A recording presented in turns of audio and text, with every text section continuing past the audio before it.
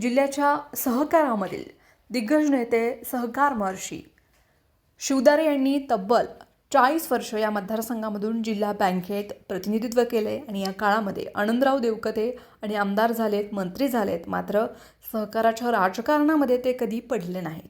राजशेखर शिवदारे यांनी 2005मध्ये एक टर्म या मतदारसंघाचं प्रतिनिधित्व केलं आहे आणि त्याच वर्षी आर्थिक दुर्बल घटक मतदारसंघामधून मतदारसंघ पुनर्रचनेत हा मतदारसंघ वगळला.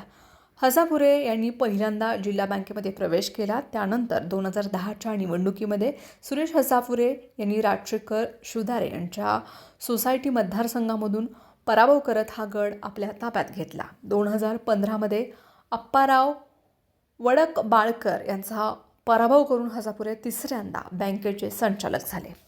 दक्षिण सोलापूर तालुक्यामधील 27 गावं विधानसभेसाठी अक्कलकोटला जोडली आहेत.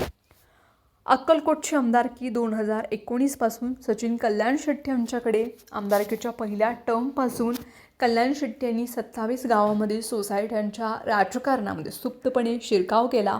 आता त्या 27 गावांमधील सोसायट्यांमध्ये आमदार कल्याण शेट्टी यांचा गट पॉवरफुल मानला जातोय. गेल्या वर्षी झालेल्या सोलापूर कृषी उत्पन्न बाजार समितीच्या निवडणुकीत आमदार कल्याण शेट्टी हसापुरे या गटाची ताकद दिसली. बाजार समितीच्या माध्यमामधून कल्याण शेट्टी आणि हसापुरे यांचे जुळलेलं सूत आता हसापुरे यांना संचालक होण्यासाठी महत्त्वाचं ठरणार आहे. या निवडणुकीमध्ये हसापुरेंच्या विरोधात कोण आणि हसापुरेंना रोखण्यासाठी सर्वपक्षीय समविचारांची मोठ कोण बांधणार यावर देखील निवडणुकीची चुरस अवलंबून आहे.